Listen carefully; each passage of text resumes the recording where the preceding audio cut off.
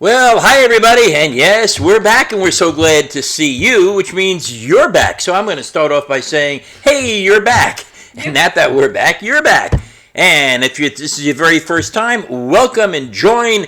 I don't really know how many people, but I know a lot of people because we've been doing this for a while. So it must be something that people have interest in watching. And by the way, you know who this is? I'm Carol. How are you today? Do you expect them to answer? Yes, I do. Okay. And my name is Andy Greenberg, and I know you're doing well. So, as always, when we have a topic, Carol has absolutely no idea what we're talking about, as you don't either, so she's going to represent you. And again, sometimes I ask her questions, and I try to make it interactive, because if you were there, we'd be interactive, but you're not there, so we're not interactive. So here we go. Carol, you hungry? I'm always hungry. You're always hungry. I like food. You like food. Do you like food? I know the answer is yes. Do you like good food? You bet the answer is yes. Would you ever see yourself not eating on purpose? Not totally not eating, but only if I was watching my weight and I would decrease my food intake, but never not eating, no. Never turning it on and off. It says, today I'm not going to eat for 26 hours. Today I'm not going to eat from sunrise to sunset. Oh, that's only on a fast day. Aha! Aha! So what do you think we're going to be talking about today? Food. Well, almost. Fast days. Fast days. Fast days. And we're going to be talking about fast days in different religions with a primary focus on Judaism. So, Carol, if I was to ask them, and I'm going to ask you, what is the most prominent fast day in the Jewish calendar? It is Yom Kippur. Yom Kippur, the Day of Atonement, because the Torah tells us we have to fast. Is that correct? That's correct. That's wrong. You see, the Torah doesn't tell us that we have to fast. It doesn't? Nope. So why are we fasting? Because the Torah says on the Day of Atonement, you have to practice self-affliction. And the rabbi said, well, what form can we possibly do that represents self-affliction? And that, of course, is no eating or drinking for 26 hours. And that's the methodology. There would be other things like no being on your phone, no watching TV, no doing this, no doing that. Yeah, and that's standard. Nice try. So what she's trying to do, I got the logic here, what she's trying to do is get out of that by saying, hey, there are other things that I do that are self-afflicting. But here's a problem with your argument, because we're not supposed to do that stuff on Shabbat. So therefore... Wait. Oh, but that holiday is not necessarily Shabbat. It's holier than Shabbat? Yeah, okay. Some people argue on that. But yeah, okay, so you have to make it a special day of self-affliction. And by the way, I'm going to take a little bit of offense. Are you trying to tell me that you're not using the phone and not doing everything that you mentioned is self-affliction? No, but for some people who are addicted to it, so maybe it would be construed as self-afflicted. No. No. Judaism 101. That is resting. That is not self-affliction. Oh, they're taking a break. Taking a break from everything. So this is now, you're okay with the way we're going now? So this is now self-affliction. That's where the difference comes in. So, are we done fasting as Jews once we satisfy the biblical commandment for self-affliction? Should we do any fasting the rest of the year? There are other fast days. I'm not sure what they are, but I know that we have them. And is it right to fast? Number one, you're right, okay? There are other fast days, and not only other fast days because of holidays, there's also different reasons for fasting. Each one of them are kind of like grouped. So if you don't know that, stay with me because this is going to be very interesting. So what would be other reasons for fasting aside from biblical requirements? Giving your digestive system a rest. Oh, okay, all right. That's more medicinal. Having a medical procedure. That's medicinal, okay. Okay. I'm talking about something having to do with Judaism or any other religion for that matter. Getting you ready to focus. Getting you ready to focus, okay, kind of good. But if you're hungry, how can you focus? Ooh, good one. All right, very good one. So let's review it because if she doesn't know, I'm going to suggest many of you don't know, and if you don't know, that's good. If you do know, I guarantee you I'm going to be adding to your knowledge. So even if you think, I know this, I don't have to stay here, don't leave. So Fill in the blank. If you think you know everything, don't leave so fast. So fast. Okay. Okay. All right. I'm sorry. No need to apologize. This was not rehearsed. How do you know? I make these things up. I don't expect you to read my mind, although most of the time you do. Look at you see that look? All right, here we go. So, Yeah, but you see, you brought up the food, so now I was thinking about food. all right. So there are 2 full fast days. Number 1 is Yom Kippur. All right. Number 2 is starts with a T. It's okay. It's okay if you don't know. Tisha B'Av. Tish B'Av. No, not Tish. Tisha B'Av. Tish B'Av. No, try this. Okay. Tisha. No. Tisha. Tisha Good guy. B'Av. Good. Very good. Tisha B'Av. And what is Tisha B'Av? We know this because we actually study this. It is the 9th of Av, where it is said that both synagogues were destroyed, and we lost them. Of course, the last one we never rebuilt, and therefore it is incumbent upon us today in 2021 to fast in commemoration of and memorialization of that event. Now, Carol, 2021, who cares? I mean, let's think about it. As we talked about a while back, so I'm not going to spend all that much time with it. Who really cares that the temple is no longer there? Quite frankly, wait a minute, just a minute. You got the Western Wall, so part of it is there. Yeah, I know you can't sacrifice anymore, but if there were sacrifices, look at this. If there were sacrifices, how many of us would bring our pigeons, our cattle, our goats, and all the other animals? I didn't finish the question. How many of us would bring it to the synagogue, the temple, and use it for sacrificial purposes? No. So maybe we should get rid of this and not even fast. Who cares? Most people don't, because most people don't even know when the holiday exists or what it represents. So what do you think? Is that one we should absolutely get rid of, or is it important to stick around even though it has no bearing on us whatsoever in memorialization and commemoration? It's history, so it's history. It happened before, and if you want to memorialize it, you should, and if you don't, you shouldn't. Okay, so the rabbis are not going to agree with you on that one. I mean, conservative reform, all right, I got it. Orthodox, and we're conservative. So please understand that, yes, it is important for us, as she said, to recognize history, but let me ask you something. Do we fast in celebration of July 4th? No. Do we fast in celebration of American Memorial Day? No. So what is this Meshugai? Where does it say in the Torah you got to self-discipline on all other holidays? It doesn't. So is it the right thing to do? And I think the answer is yes. Because traditional Judaism, not to say that it would survive in 2021, although the Orthodox would justifiably say it still does, traditional Judaism and the whole scope of Judaism certainly changed. Our role as leaders in the world in those days had certainly changed. The role of King Solomon, King David, and all the other kings who were good in those days had simply changed. So yes, that is a holiday of fasting. And then we have the minor fasts. Ooh, I don't expect you to know this one, so I'm not even going to play the games on it. And we'll explain what these are a little bit later. It is Tzom Gedalia. Yep, the fast of Gedalia. Everybody remembers that because it's like an alliteration.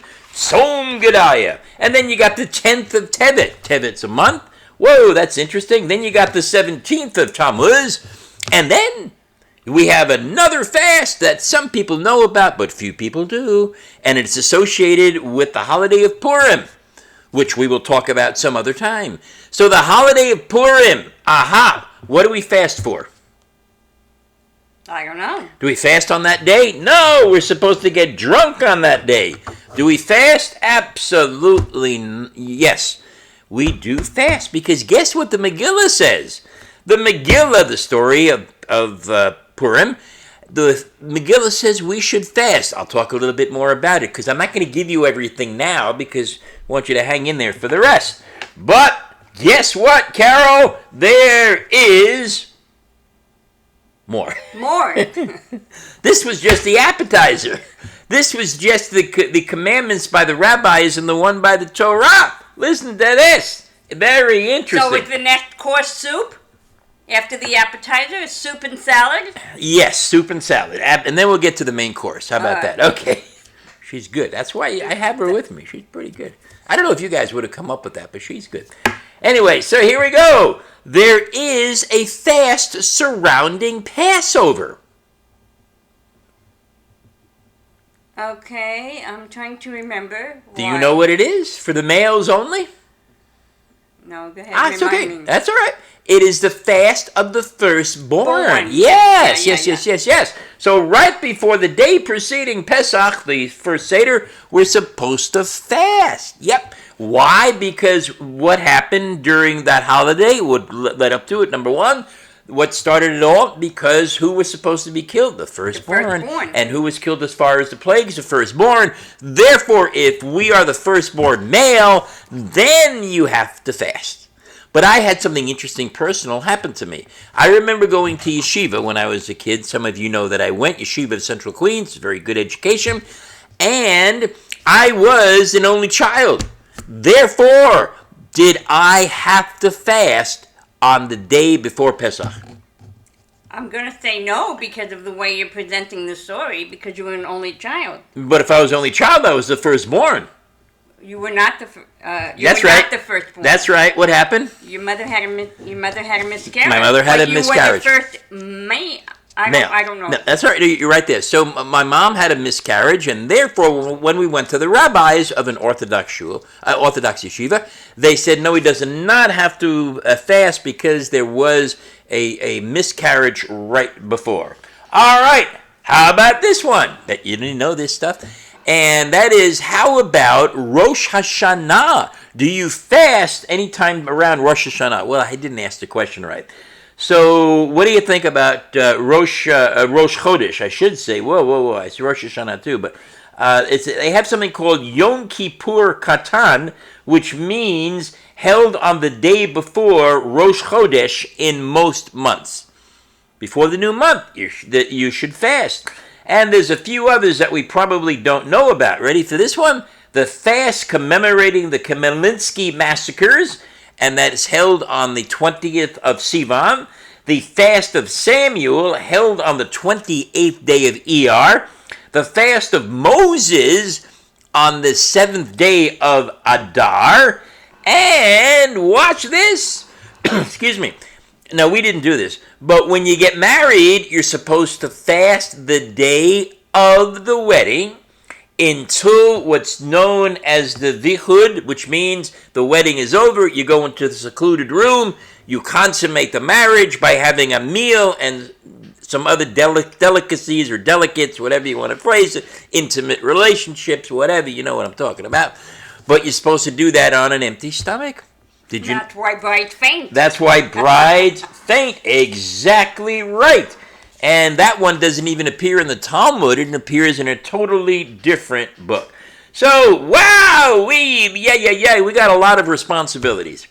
So, question for us and for you, is Judaism overdoing it with this fasting business? And we'll get into some of the holidays in a minute. Is Judaism overdoing it, or is this part of a good ritual practice? I can't ask you, but I'm going to ask you. Now, before you answer, I have to confess and I have to reveal that we do not follow any of those fastings with the exception of Yom Kippur. So I'm not going to say I'm saying something that I do. I have to really say I'm saying something that I don't. So that really has to go into the conversation. So with that being said, are we overdoing it? I think that you should fast on this major fasting holiday. The minor ones are too numerous, and I think that's overdoing it. Okay, that's fair, and I think just about everybody agrees with that, so I'm certainly not going to challenge it. We're going to dig deeper into the answer, of course. But so how about Tisha B'Av with the two synagogues which are commanded in the Torah that we have the sanctuaries, the temple for the sacrifices. Now that they're gone, we should just eliminate it. And if we happen to be lucky enough to go to Israel to stick a note in the wall, we should know that it's history, but it doesn't mean we actually have to fast, and that's the personal decision people make. Okay, all right. So most of us decide not to. Most of us say, really, as I mentioned, have absolutely no idea what's going on. Well, what about the one before the wedding? Does it make any sense? The one before the wedding is It's an interesting one because if you go a certain amount without eating, you get lightheaded and everything. But at the same time, you supposedly focus a little bit better. I have mixed emotions about that. I really don't know. I don't know the answer. Remember, it's not a 24-hour fast. You only Not 24 a 24 hour. hour. It's from what? It's from the time you wake up in the morning until the wedding is until the Yeah, the time you yichud. wake up in the morning, you could wake up at 7 o'clock in the morning, and the wedding is not till 5 o'clock. By the time you get with the festivities, the wedding's 5 o'clock. That's the whole day. You've missed breakfast, lunch, and dinner. So you say this is silly No, stuff? I said that could be a problem for some people. Aha. So remember, when you get married in the Jewish tradition, you have the chuppah. The chuppah. And what is the chuppah supposed to represent? Your house. It should be a house, right? It's held up by the family. The 4 pillars is supposed to represent a house. So what's wrong with eating your first meal together after you are no longer single and you're married? What's wrong with that? Nothing. It's a wonderful tradition. Aha! But you've been starving throughout the whole day. Yeah, but And you have to drink the wine, which on an empty stomach, which is going to make you tipsy. Have you seen people get tipsy that way? I don't know. No. By the way, how much wine do you drink? I don't know. Just a little bit of wine. You don't drink. You don't drink don't the know 7. if you No, you drink don't drink 7 7 cups. No. Okay, fine. So that one's starting to make a little bit of sense. Okay, let's see if we can chip away at some of the others. How about the one commemorating right before Pesach, the firstborn? That's very symbolic. I kind of like that one. Okay, that's 2 that we kind of like. Okay, now there's another one which is not mentioned here, which I think was a misprint, but I know better, is that the real fast is not before Rosh Chodesh. It is the day, there is one the day after Rosh Hashanah, which we'll talk about in a moment. And that's one of these 4 days. That's, the one after Rosh Hashanah. You don't know about this one yet. Does that make sense to fast after Rosh Hashanah, the day after, in commemoration of an historical event? I don't know. Okay, so we had 2 big fat meals. We ate the heck out of the... So you're saying you already stuff you could stand to... we ate the heck out of the brisket and the kugel and the noodle pudding and the matzo ball soup and... The kugel and the noodle pudding is the same thing. I know, and the whole... Thank you, and I'm not a cook. And the whole nut cheese, and the whole 9 yards. Okay, whoa, that one starts to make a little bit of sense. Okay, I got it. So, how about... is that like a preamble to getting ready for Yom Kippur? Not really, no. No. It really isn't. It really isn't. Okay. So, let's go on a little bit more. Then they have something called the Little Fast before the morning services, before the Shacharit services. And the study of Torah is obviously beneficial for the soul. We should have a little fast and then break our fast after we say the morning prayers. Does that make sense? That makes sense. Okay, well, why does that one make sense? Because you're not going to be praying on a full stomach. You pray and then you'll be thankful you have some food after your prayers. That's exactly right. It makes a lot. That's exactly right. And it says in the Shulchan Aruch that it is allowed to drink water, although some people say no. But the water is fine. Okay. Now, by the way, do you think we are the only religion that relies on fasting for tradition? No. Nope. Aha. Now, food. Remember this. There's a certain religion. Which one is it, Carol? That you don't eat fish on Fridays. I mean, you only eat fish on Fridays. You don't eat meat. Oh, that's during Lent. Yeah. No. That's during... Only during Lent? I thought for years you could. I think it's only during Lent. No. By the way, what is Lent? What is Lent? Yeah. It's the period between a certain time to Easter. Yeah. From the beginning of Passover to Easter. Right. There's also food restrictions, and there was a time, unless they changed it, that on Fridays you could not eat meat, only fish. But it wouldn't be on Lent, if I remember correctly. I could be wrong. I don't think so. I could be wrong. But either way, let's say you're right. All right. So that's 4 times. That's probably, I think it was 4 weeks. So I think it's either a week or 4 weeks. Wow, they have something to do with foods. Oh, wait a minute. How can we forget the Muhammad religion, Muslim religion? Muslim religion. Where they have something called 28 days. Ramadan? 28 days. Whoa! Wait a minute. So now you got... They're not starving for 28 days. No. But your food intake is restricted, and there's lots of food restrictions for 28 days. So we're not the only religion that does that, are we?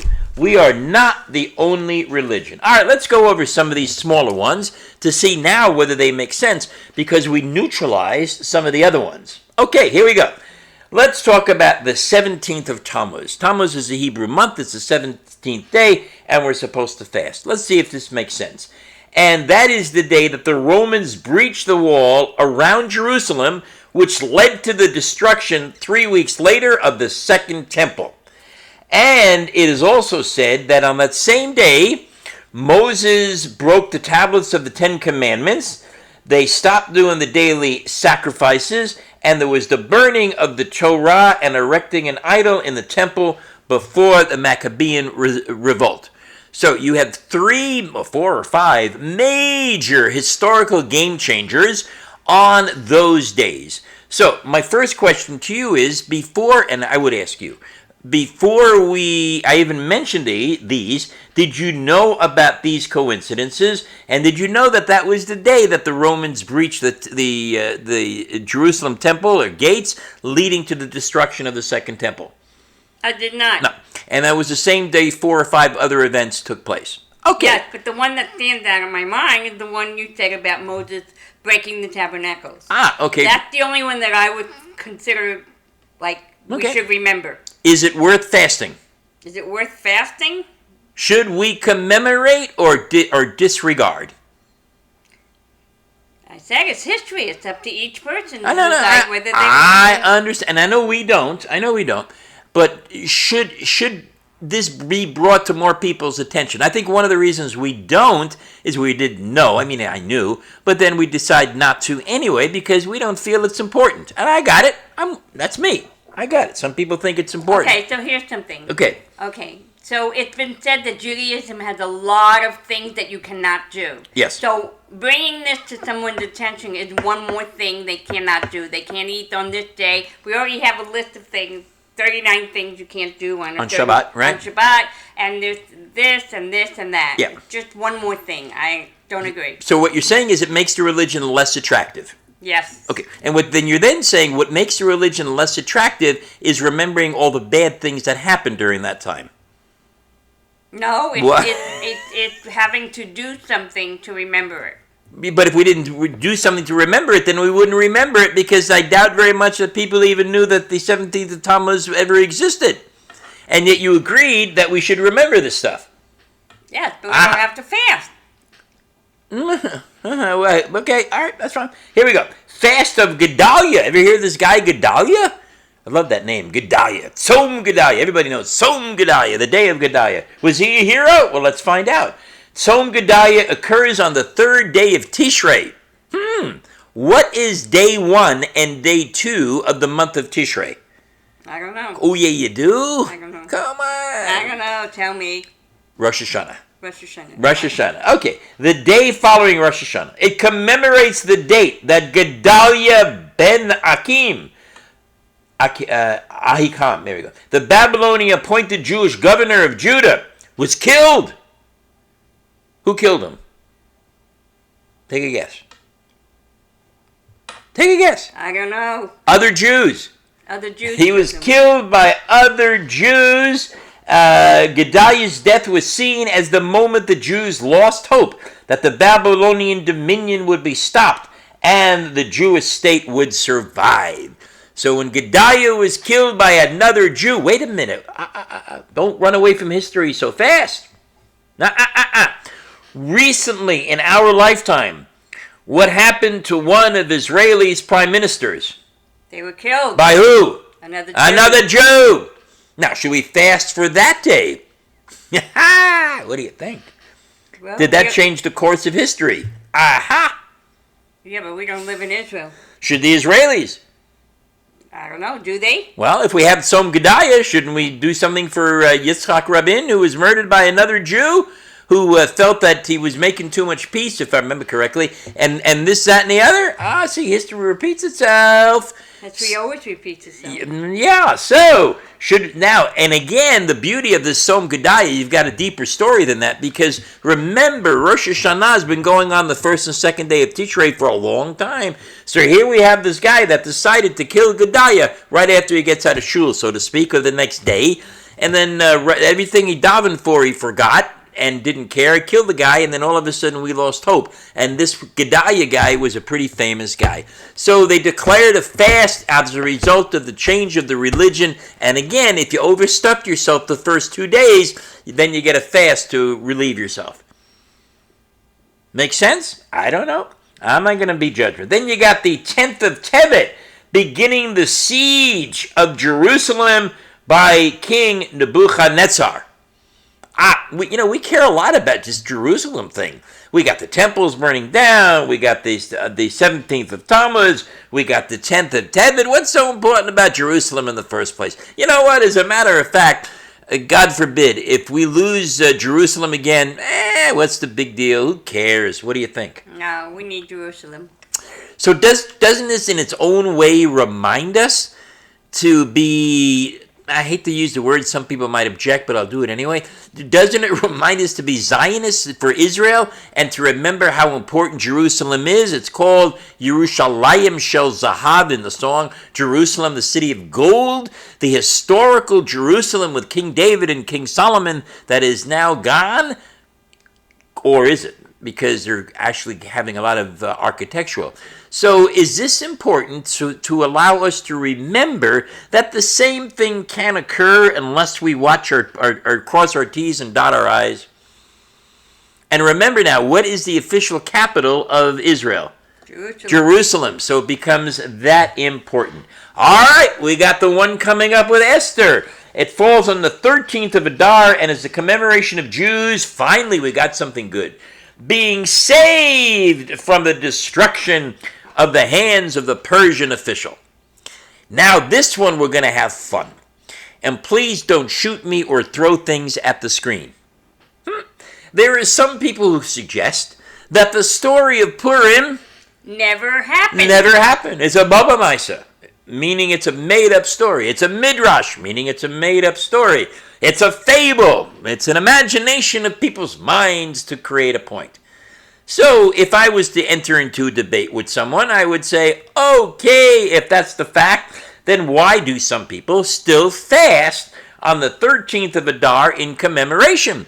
Why do we celebrate and run around in costumes and get drunk and the groggers and teach our kids all about a story that is non-existent potentially? We're not going to get into the answer to that one yet. But for those that fast, that is your commitment that the story actually happened. What do you think about that? I agree. And we'll talk some other time as to whether the story actually happened. So there you go. There is a bunch of fasts having to do with commemorations. There are a bunch of fasts that absolutely have to do with history, etc. But you know, one thing puzzles me a lot. What, you ready for this? And I've asked rabbis about this. And when they look at me, they kind of, after I ask the question, they kind of scratch their head and they say, geez, I wonder why nobody else thought about this. And one person actually said to me, one rabbi, happened to be a Chabad rabbi, said, you know, Andy, we ought to put you in charge of this project because I think you're absolutely right. Of course, I decided not to. So, let's go ahead and ask the following question. What miserable, disgusting event occurred to our people in the past 100 years? Oh, come on. Yeah, don't be afraid. The Holocaust. 6 million people, boom, eradicated from the face of the earth. And you know as well as I do, if those 6 million people had not been killed, they would have had children, we would have more Jews in the world, etc., etc., etc., etc. Okay, what do we have? Yom HaShoah. Okay, whoever shows up for anything to do with Yom HaShoah, synagogues can't get people in there. The only people that really care about Yom HaShoah, basically, are kids, I still call ourselves kids, our age, okay? Most of our children today, when they hear, and I'm talking about the 45, 30, 35-year-olds, most of our children and their grandkids, most of our children today don't even know about Yom HaShoah. They don't go to the shul for Yom HaShoah. The only people that show up are the Holocaust survivors. And you know the old expression, one day, probably within our lifetime, the last survivor will pass away naturally of old age, thank God. and not that they should pass away, but they lived a long, healthy life, and etc., etc. Where is the fasting for Yom HaShoah? That's the question I asked some rabbis. And what did they say? They had no answer. But to me... You mean because the people suffered, because it's to commemorate the fact or to honor their memory that they suffered is why you should fast? Yeah, I mean, if we're honoring the breaking down of the walls, if we're fasting one guy killing another guy, if we're changing the fact of history, if we're fasting for Purim, and if we're fasting because of to commemorate the death of the firstborn, what the heck is wrong with fasting on Yom HaShoah or any day that they declare Holocaust Day? Now, the question is, how many current Jews would do it? Probably the same amount that follow, including me, who don't follow most of the other ones. But maybe this one I'd actually pay attention to. So, what is it? It's a very compelling question. But you don't have the answer. Nobody does. Because I don't think anybody wants to step up to the plate. So, I don't know about you, but if you ask me, I think that's something that all factions of Judaism should really begin to tackle and approach if we have those others. Carol, before I go on, now that we know about all these fasting things, and be open as you always are, is it worth knowing about this? Or, this was nice to hear, I don't really get here. It's interesting. Some of it doesn't jump out at me, but some of the things is interesting. The connection is interesting. Are we better off knowing about these or not knowing about these? I think we're always better off knowing about something. How you choose to use the information is up to you. Okay, so I know we don't. Okay, as I've said. So now I'm going to do some self-examination. We don't. I knew about these. Okay, are we wrong by not doing it? Of course, you're saying it's up to each one individually. When we don't do something in a commemoration, that means it really doesn't impact or affect us. And I think, watch this, I think that goes deeper into some of the problems we are having in keeping Judaism together. And obviously, in this case, I'm part of the problem, not the solution.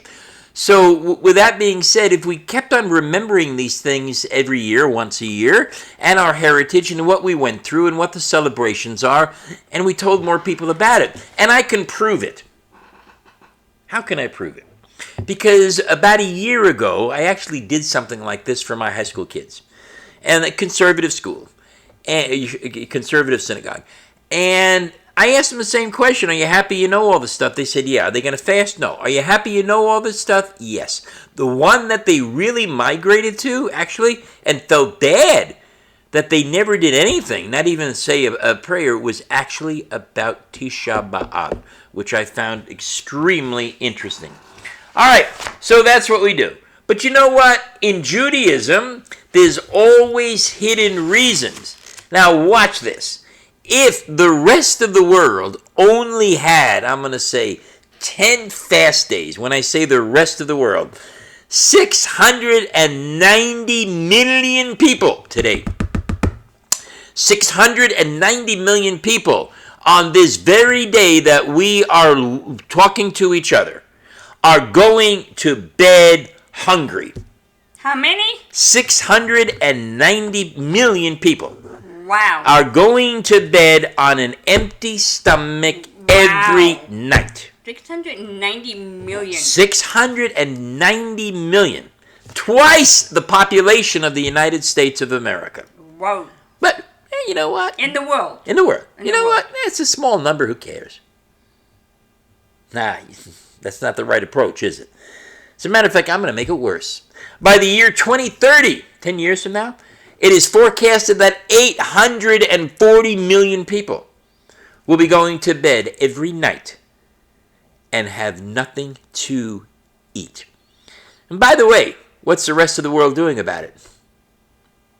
Well, I don't know what the rest of the world is doing about it, but I know there's a lot of food banks. I know there's a lot of call to help the hungry. I know there are organizations that try to do something to alleviate hunger. So I don't think that there isn't anything. Maybe there's not enough being done, but there is something being done. Okay, yeah, but there was something being done. You know, I remember growing up, I don't know if we did this with Greg, right? And if Greg, our son, when he was younger, if he didn't finish his whole meal, what did most of us Everybody said, we were brought up, eat everything on your plate. The people in Europe are starving. Eat everything on your plate, and you don't know how lucky you are. Yeah, it was either Europe or Africa or one of those. Right. Okay, absolutely. That was it. That's all we did. Now watch this. They claim it's even going to get worse as a result of the COVID pandemic. Because of because of the economy. Yes, an additional 83 to 132 more million people will be chronically hungry. And if you don't believe that, let me rephrase that. If you don't believe that, watch the news. Watch the food banks, the food lines, right here in Palm Beach County, right here in the world. They claim that in the United States, they claim that more people are going hungry and relying on food banks for food than ever before. You're right, because of COVID, they're out of work, and if they're out of work, they don't have any money to buy food. And here we complain Judaism has too many fast days. When you say it like that, you see, there's always, when you just go one layer deeper, just one layer. Judaism has a lot of things that we can extract from these traditions that seem silly. If we remind ourselves 10 times a year that other people are suffering daily for lack of nourishment, for lack of food, and we can have seconds, and we can go to all-you-can-eat buffets, and which are non-existent anymore. Well, let's still have a few. You ever go on a cruise ship? They're going to be non-existent. Well, yeah, she's right. All right, she's right. She's right. Okay, so it's really unbelievable. And the poverty rate, what happens when the poverty rate goes up? People less and less to eat. It's just, it's crazy.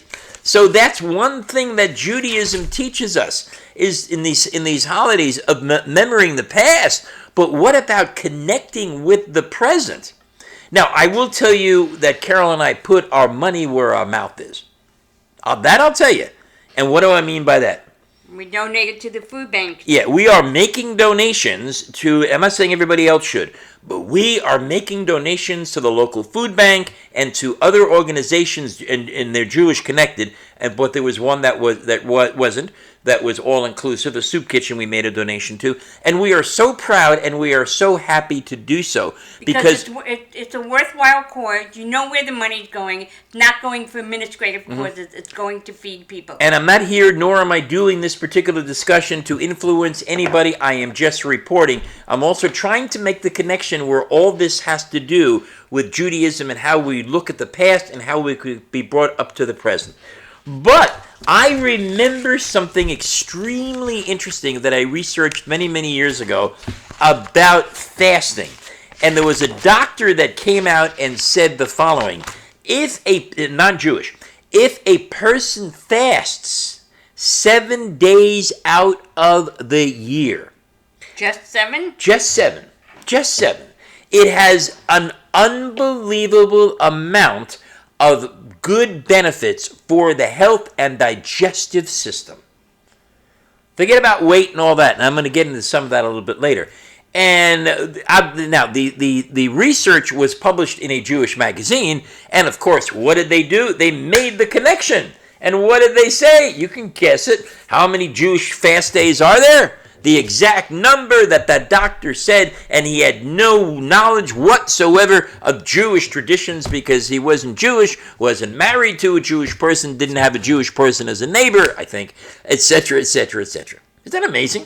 Amazing. No, really? No, really, because what I'm thinking about, too, is what's become very popular now in a form of a diet is the intermittent fasting, where you have a window of anywhere from 8 to 12 hours where you do not eat. Mm-hmm. Exactly right. That helps your system also. Not only is she right, again, we don't rehearse these because she has no idea what I'm going to be talking about. That's exactly what I was going to talk about. Listen to this. Yeah. Okay. Even more. There are 8 medical and health benefits of fasting. Ready for this? 1, not necessarily in order. Promotes blood sugar control by reducing insulin resistance. How many of us have gone to the doctor and the doctor says, you got to watch your blood sugar level. It's a little on the high side. You got to get it down. Boom, boom, boom, boom, boom, boom, boom. Guess what is one of the biggest solvers of that? fasting. We don't rehearse this. Very, very, very good. Watch this. There's more. It promotes better health by fighting inflammation. Now, you might say, okay, I'm not inflamed. Maybe I get angry emotionally and people say you're overinflamed. But when it comes to physical stuff, it helps in inflammation reduction. Now, again, you might say, well, what does that have to do with anything? What do you think? Any idea what inflammation has to do with health? Inflammation is caused by stress. Yeah, but watch this. It is helpful. It is a contributory toward the development of chronic conditions, such as heart disease, cancer, and rheumatoid arthritis. Now, this guy years ago that said you have benefits from fasting 7 days. Now, you might say, okay, 7 days, what's the big deal? Hey, listen, it's like anything else. That's the way it's done. And there's so much more data coming out today on fasting that we've never, ever seen. Here we go. Another small study discovered that when people fasted for 12 hours a day just for 1 month. Wait a minute. It just hit me. With the exception of Tisha B'Av and Yom Kippur, how long are these fasts? 1 day. 1 day? And how many months do they cover? Nearly every month in the Jewish calendar. There are some we don't find that don't. But whoa, look at that. Look how the thing finally comes together like a neat little package. All right, before I go on, is this by coincidence or by design? Are people making connections just to make a connection, or are those connections really there? I think those connections are really there. Aha! Let's go on. We've got may enhance heart health by improving blood pressure, triglycerides, and cholesterol levels. Ever go to the doctor? I know we have. Hey, listen, Joe, you got to get your blood pressure down. Listen, these pies and stuff with your triglycerides, you're way too high, and your cholesterol levels have to be fixed. Some research has found that incorporating fasting into your routine may especially become better off for your health. Listen to this. They got data. It reduces your bad cholesterol and your triglycerides by 25% and 32% respectively. Ha ha! I can prove it. I can prove it. Watch this. What does the doctor tell you before they give you a test for this stuff? Fast. Aha! Fast so we can get the accurate reading for your cholesterol. There it is right there. So the more you fast, the better off you are. So even though these holidays, it's almost like being kosher. You're supposed to be kosher, not for the sake of all the benefits that it apparently gives you in terms of teaching you discipline, in terms of better health, etc., etc. We've talked about that. Maybe we'll do it again sometime in the future. But it also gives you the training for better health. Ooh, here's another one we should all be interested in. May boost brain function and prevent neurodegenerative disorders, meaning the less you eat, the more brain power. You don't believe it? Watch this. One study in mice. I know we're not mice. I understand that. But before they do anything medicinal, what poor animal do they test on first? Mice. One study in mice showed that practicing intermittent fasting for 11 months, that doesn't mean you fast for 11 months, improved the brain function and structure. Other animal studies have reported that fasting could protect brain health and increase the generation of nerve cells to help enhance cognitive function. And by the way, if you're a doctor out there, you know I'm telling the truth. You know it. Because fasting may also, as we said before, help relieve inflammation. All right, aids in weight loss and intake and boosting metabolism. I know that's true. You know that's true. Why? Because I always weigh myself right before Yom Kippur, and I weigh myself right after the Yom Kippur is over, before I go to eat. Man, I don't know about you, I'm down 6 pounds. I'm telling you. You might be down 6 pounds. I'm down 6 pounds by not eating for 26 hours. What now? I understand. But you want a fast diet? They don't show this on TV. Hey, welcome to the Yom Kippur Weight Watchers. Yom Kippur Weight Watchers program. Yes, we are guaranteeing you that when you fast on Yom Kippur, you too will drop up to 6 pounds. And there is no danger whatsoever. You've got to be in good health, and you've got to surround yourself with people by going to prayers, not to drive yourself nuts to see food. So this year, in September or October, whenever Yom Kippur comes, be sure to enroll yourself in the Yom Kippur Weight Watchers program. This is your spokesman, Andy Greenberg, returning you now to the schedule. Okay, so...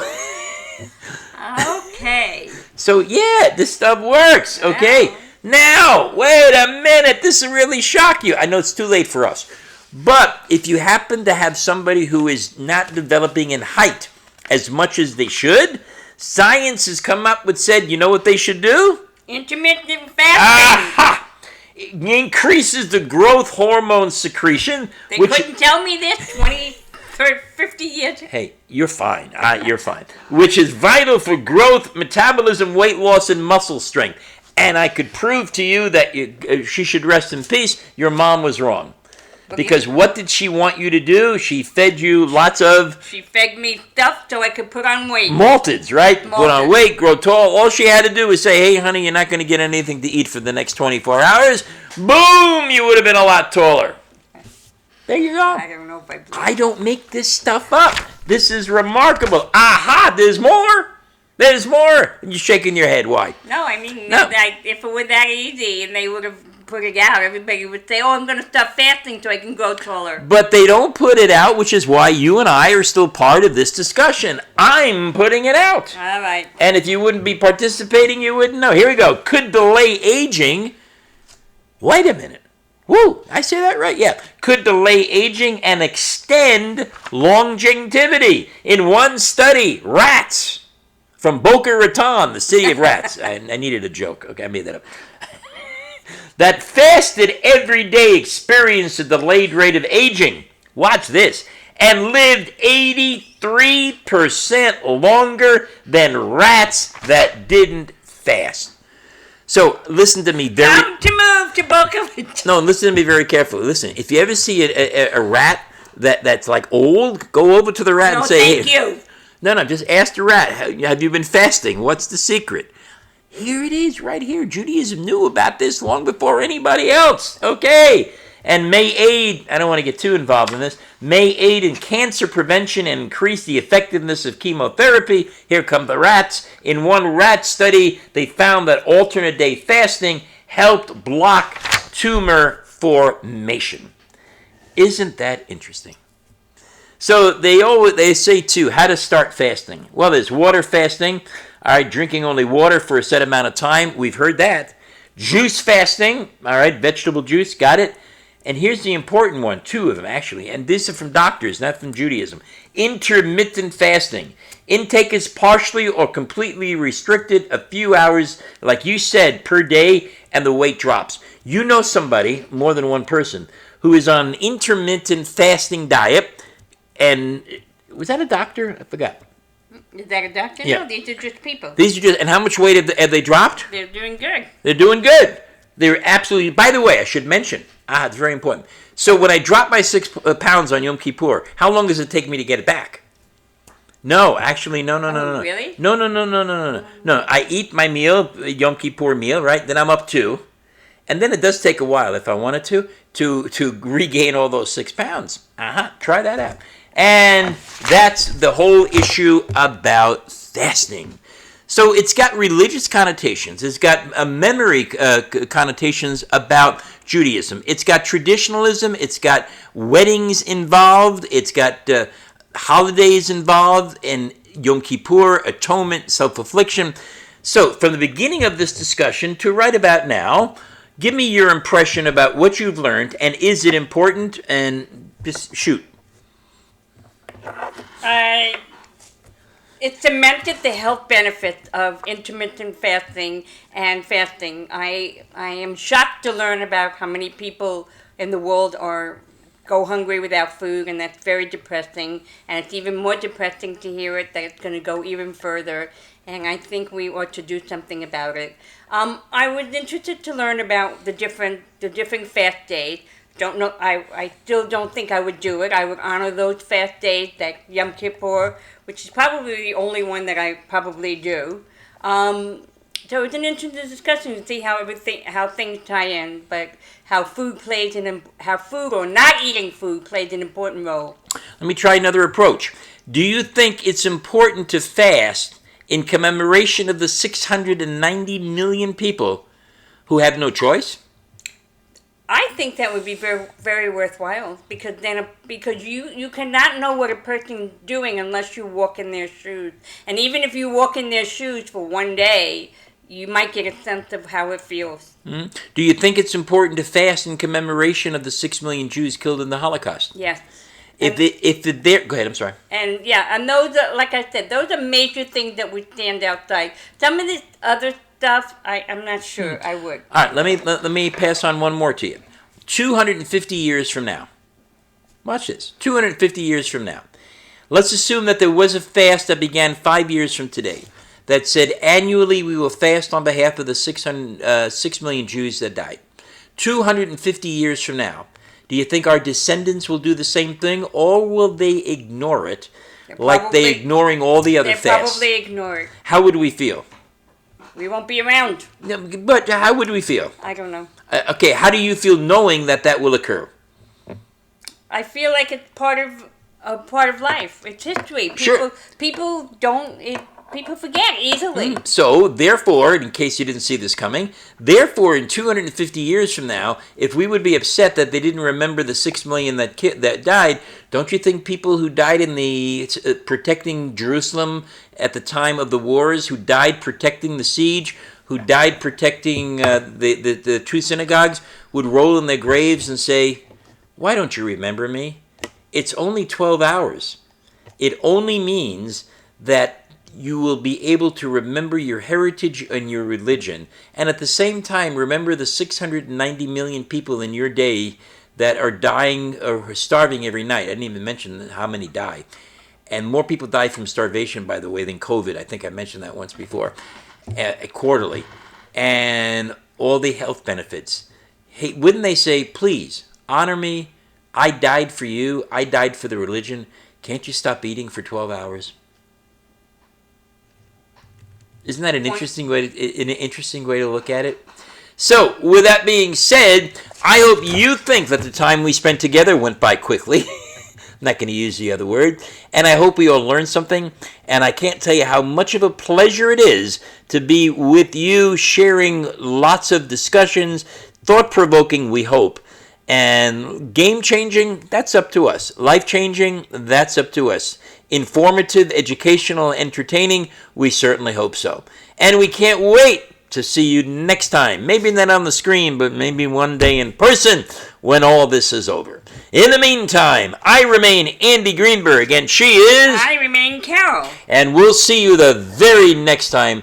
Please, stay healthy, stay safe, stay happy. We'll see you then. Bye-bye.